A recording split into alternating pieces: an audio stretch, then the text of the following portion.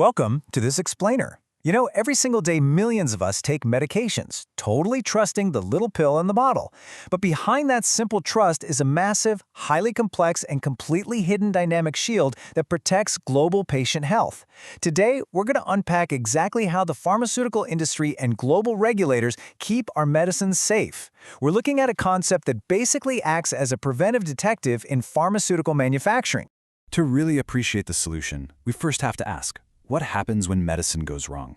The stakes here are just incredibly high. A single mistake doesn't just mean a defective product, it can literally mean a life-threatening crisis for a patient. In fact, inherent hazards like cross-contamination or false labeling are exactly why massive multinational drug recalls happen. Imagine a scenario where a highly potent drug somehow traces its way into a batch of everyday painkillers. Or what if a label misstates a critical dosage? The consequences are absolutely terrifying. And that's exactly why the industry can't just react to problems, they have to proactively hunt them down before they ever even occur. So here's our roadmap for today. First, the stakes of patient safety. Second, defining quality risk management. Third, the systematic risk process. Fourth, tools of the trade. And finally, regulating the global supply. Let's dive right in. Section 1. The stakes of patient safety. It is all about protecting the patient. The whole foundational philosophy behind pharmaceutical production rests entirely on GMP, which stands for Good Manufacturing Practice. GMP ensures products are consistently produced and controlled to incredibly strict quality standards. But here is the absolute crucial point. Manufacturers cannot simply inspect quality into a final product at the very end of the line. Think about it. You can't just test a dozen pills from a batch of 1,000,000 and guarantee the rest are perfect, right? Instead, quality has to be built in from day one. GMP is designed to diminish inherent risks right from the start, so that catastrophic errors are prevented, making sure manufacturers never place patients at risk due to inadequate safety, quality, or efficacy. Moving on to Section 2, defining quality risk management, the preventive detective. This brings us to quality risk management, or QRM for short.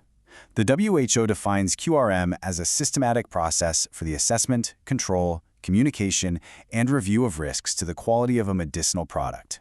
But it's really important to get that this isn't just a one-and-done checklist you fill out before launching a drug. No, it is an ongoing, continuous process that extends throughout the entire life cycle of a medicine, from early development and formulation right through commercial manufacturing and even up to the eventual discontinuation of the product. It's a living, breathing system. To act as a true preventative detective, anyone working in pharmaceutical manufacturing or regulation has to constantly be asking four core questions. First, what might go wrong? Second, what is the nature of the possible risks? Third, what is the probability of them actually happening, and how easy is it to detect them?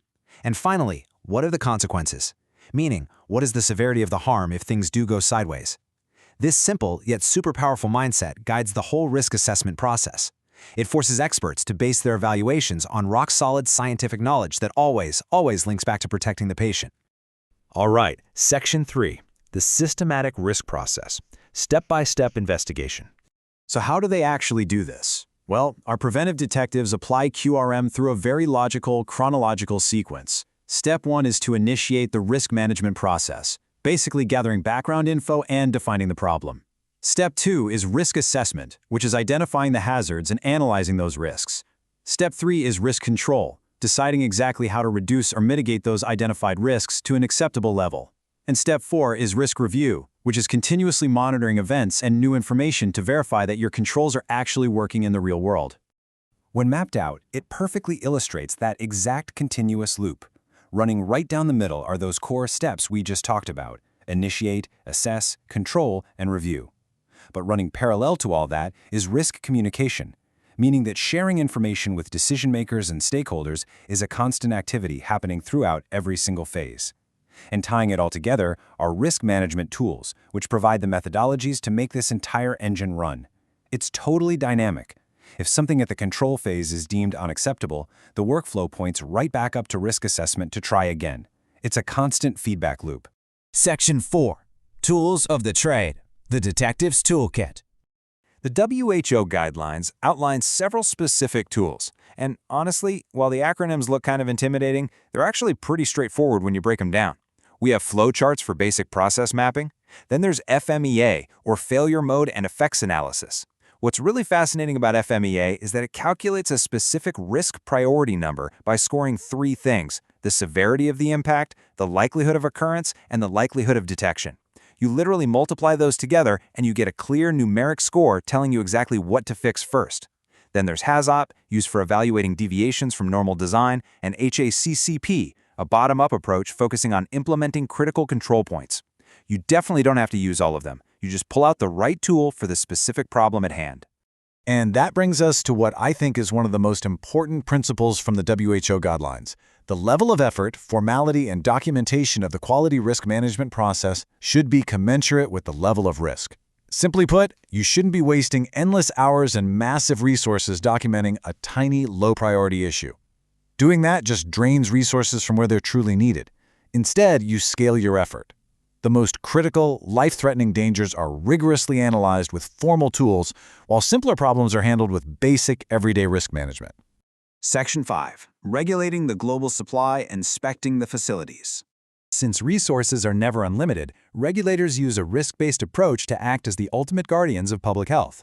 By taking the inherent risk category of a manufacturing site, ranging from low to critical, and plotting it against their past GMP compliance rating, from good down to basic, regulators can actually figure out the best allocation of inspection resources scientifically. No guessing required. To put this into perspective, let's look at one specific number: 12. If a manufacturing site is producing critical, high-risk drugs, like, say, sterile injectables, but they only managed a basic compliance rating from past audits, the guidelines dictate a mandatory inspection must happen every 12 months, no exceptions. But if a low-risk site has a good rating, they might only be inspected every 48 months. This whole system ensures regulators are always focusing their limited time on the greatest potential threats to patients. Before we wrap up, it's worth noting something pretty wild. This QRM methodology doesn't just apply to the chemicals in the pills themselves. It applies to literally everything in the facility. The guidelines state QRM must be applied to Data Integrity Risk Assessments, or DIRA, ensuring the computerized data records of a batch haven't been tampered with, and it even applies to the building's HVAC. Seriously, the air conditioning itself is a critical control measure. The air flowing through a non-sterile manufacturing room has to be strictly controlled using pressure cascades and specialized filters just to prevent dust and vapors from causing cross-contamination. So, what's the big takeaway here? Quality risk management is a vast, ever-evolving shield. From the initial design of a drug, to the air conditioning in the factory, all the way to the regulatory inspectors knocking on the door, it's all completely connected by a shared commitment to patient safety. But it does leave us with a provocative thought. As global supply chains grow increasingly complex and span multiple continents, how must our risk management strategies evolve to anticipate the unseen hazards of tomorrow? The work of these preventive detectives is never truly finished.